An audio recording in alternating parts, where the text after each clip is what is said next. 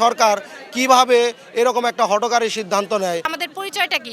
নরসিংদী আমাদের পরিচয় নাকি টাঙ্গাইল পরিচয়?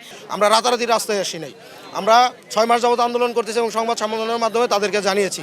এখন এই অবস্থায় যদি আমরা ওখানে যাই আবার রোহিঙ্গাদের মতো আমাদের আশ্রয় হবে। আমরা এই পরিস্থিতির মধ্যে আমরা পড়তে যাচ্ছি না। নরসিংদী টেক্সটাইল ইঞ্জিনিয়ারিং কলেজের কার্যক্রম বন্ধ সহ ক্যাম্পাস পরিবর্তন করায় শিক্ষার্থীদের মধ্যে অসন্তোষ দেখা দিয়েছে।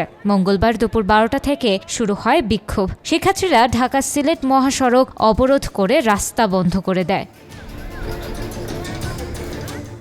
ঢাকা সিলেট মহাসড়ক অবরোধের ফলে সৃষ্ট হয় অন্তত 20 কিলোমিটার দীর্ঘ যানজট, যেখানে সাধারণ যাত্রীরা ভোগান্তিতে পড়েন। শিক্ষার্থীরা জানায়, দীর্ঘদিন ধরে তাঁত বোর্ড থেকে বস্ত্র অধিদপ্তরের অধীনে স্থানান্তরের দাবি জানালেও সরকার কোনো পদক্ষেপ নেয়নি, বরং নরসিংদী টেক্সটাইল ইঞ্জিনিয়ারিং কলেজের কার্যক্রম বন্ধের সিদ্ধান্ত গ্রহণ করা হয়েছে। আমাদের মূল দাবি ছিল যে আমরা বস্ত্র অধিদপ্তরের আন্ডারে যাব, নরসিংদী টেক্সটাইল ইঞ্জিনিয়ারিং কলেজ।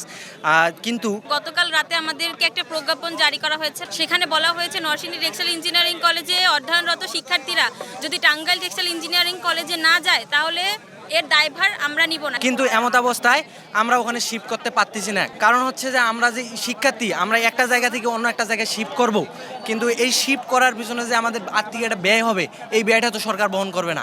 এখন এই অবস্থায় যদি আমরা ওখানে যাই আবার রোহিঙ্গাদের মতো আমাদের আশ্রয় হবে।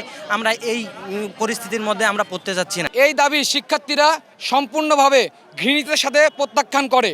সেই দাবিতে শিক্ষার্থীরা আজকে রাস্তায় নেমেছে এবং শিক্ষার্থীদের দাবি যতক্ষণ না পর্যন্ত পূরণ করা হবে শিক্ষার্থীরা এই রাজপথে থাকবে। আমরা রাতারাতি রাস্তায় আসি নাই, আমরা 6 মাস যাবত আন্দোলন করতেছি এবং সংবাদ সম্মেলনের মাধ্যমে তাদেরকে জানিয়েছি। তারা হচ্ছে টিটেকের সাথে মার্চ করে দিতে চাচ্ছে টাঙ্গাইল টেক্সটাইল ইঞ্জিনিয়ারিং কলেজের সাথে। কিন্তু ওই কলেজে আমাদের যে ভাইরা আছে তাদেরও ওইখানে নানাবিধ সমস্যা আছে, তাদের আবাসন সমস্যা আছে, শিক্ষক সমস্যা আছে। ওইখানে আরও 300 জন স্টুডেন্ট যদি দেওয়া হয় সেই ক্ষেত্রে তারা অনেক ভোগান্তিতে পড়বে। তারা গতকাল থেকে প্রোটেস্ট শুরু করছে।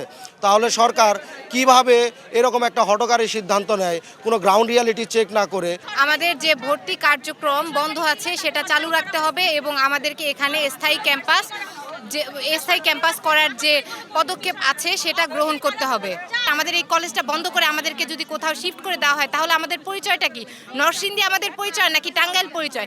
ঘটনাস্থলে নরসিংদী জেলা প্রশাসক, পুলিশ সুপার, সেনাবাহিনী এবং রাজনৈতিক দলের নেতৃবৃন্দ উপস্থিত হয়েছেন। শিক্ষার্থীরা তাদের দাবি মেনে নেওয়ার জন্য প্রশাসনের কাছে জোর দাবি জানাচ্ছেন।